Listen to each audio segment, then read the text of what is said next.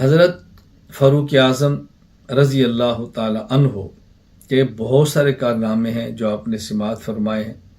آپ کا کردار ایسا ہے کہ اس پر گفتگو جتنی کرے اتنی کم ہے.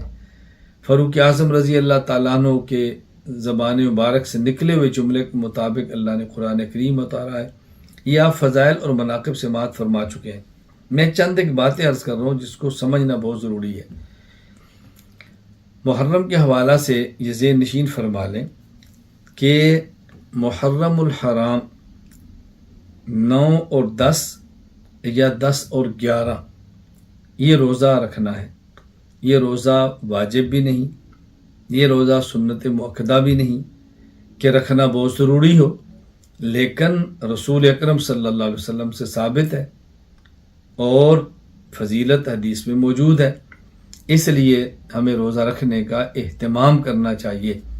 لیکن اگر کوئی بندہ روزہ نہ رکھے تو قطعاً اس کے اوپر اعتراض نہیں کرنا. یہ بات ذہن نشین فرما لیں.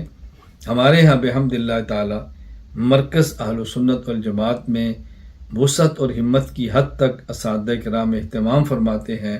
خود بھی روزہ رکھیں اور طلباء کرام بھی روزہ رکھیں.